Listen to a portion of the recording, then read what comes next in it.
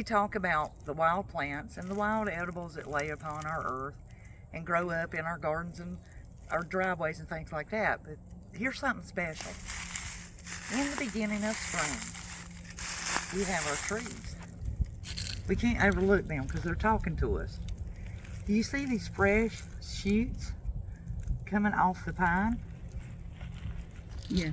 Now, in ancient years, when our ancestors were traveling by boat, they were always on sea, and a lot of times they would suffer from scurvy, and that is where they didn't get any vitamin C or vitamin nutritional nutrients. They were taking in a lot of protein and meat, so that was nickel and copper and a lot of your metals. And when you do that to the body, it builds up a metal toxin and it robs your body of necessary nutrients, and you need a lot of vitamin C. So to cure that, and I am saying that, I'm stating it out loud, you would drink a tea made from the shoots or even the needles, and that is tons of vitamin C. Now, it does have a minty taste, but men who hunt in the deep winter and in really cold environments do this often, and it keeps them well. And when they do get sick, that's how they treat it. It's full of vitamin C. But what's great about this is when they're young shoots like that, they're not sticky, okay? So you could chew them, and they're actually really tasty. When you bite into them, there's not really a, I don't know how to describe it, but you taste the smell of a cedar very mildly, not strong. But if you did a lot of them, I'm sure you would. But you can just munch on these when you're walking around in the woods. Do you make the tea dried or fresh? With these, I would do it fresh because then you capture that essence. But you can do if you did them dry, they're going to be like wood. But when they're fresh and green, you can eat them. If you wait until they're dry, they'll be like wood. And you don't want, you don't want to do that because they'll be like eating the branch. So you want to use these when they're fresh. And the only time you're going to find them is like these. And this family is benefiting from a lot of these joys. So when you're out hunting or messing, or maybe you're whittling your arrow for your big hunt, or just walking around exploring in the spring, you could chew on these. You could just take the juice in if you were someone who didn't want to swallow it. You just take the juice in and just dispose of the pulp that's left from where you ate them. And I wouldn't do a lot. You want to grow used to this now. Don't go nuts. And can you do that with all the varieties of pine? Well, yeah, if they have a shoot coming up like this, a lot of, because they're full of vitamin C. And this is cedar. It's a young cedar, but you see all the fresh little shoots. She's stretching. Yeah. And these will become branches and full of pine cones. And so you can, this is how you eat a pine cone. So we have just come across the wild blueberry, and she is trying to come out. Now it'll take her a little while. We won't be able to enjoy all of her fruits and what she brings us until about June. And depending on how much sunlight and rain she gets, or if the animals eat up all the berries. But the blueberry, as you guys know, that has a lot of wonderful folic acid. It's a great fruit, and you just need to enjoy it. You can make jellies, you can make syrups, you can just eat them like they are. But if you're out exploring in the woods, try to look for this. Now, it's going to be hard to know that if it's, unless it's already really came out.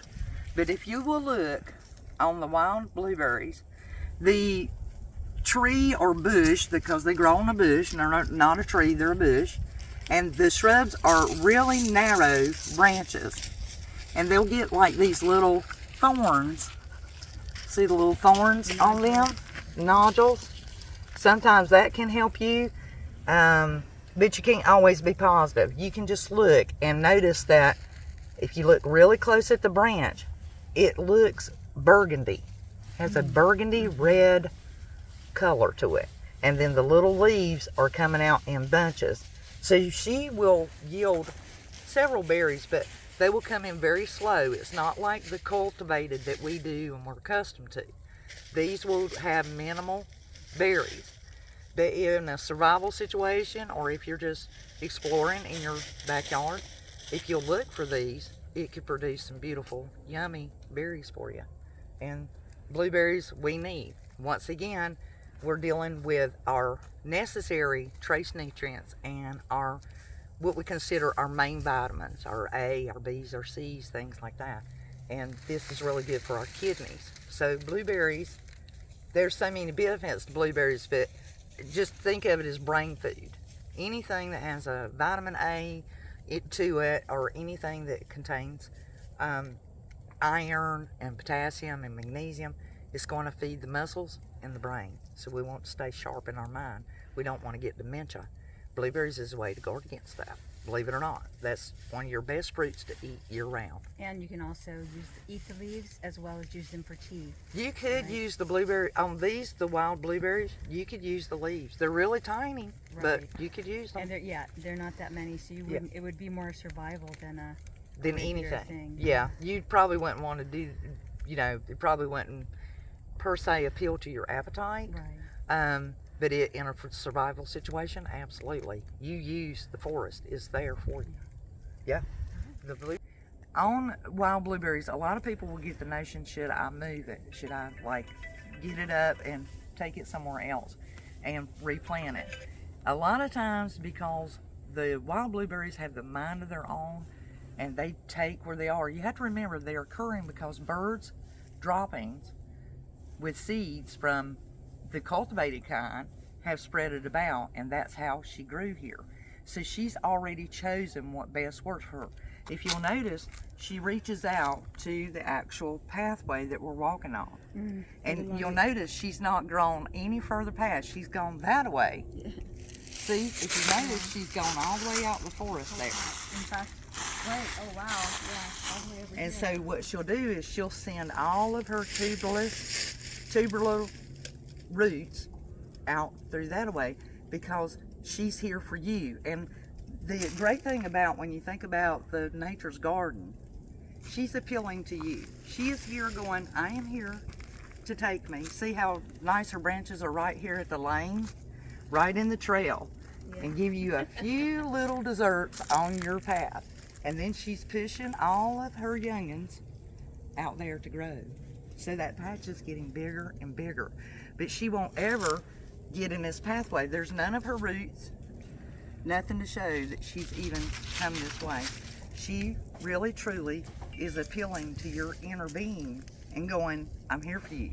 So if you happen to walk by her and she has berries on her, that's her offering, saying, hello, I grew this just for you. She wants you to eat that. That don't mean be selfish. It just means these are yours. So they do that, and she's literally just traced the trail, just weaved in and out. And she goes all the way up that bank, going all there. Isn't that neat?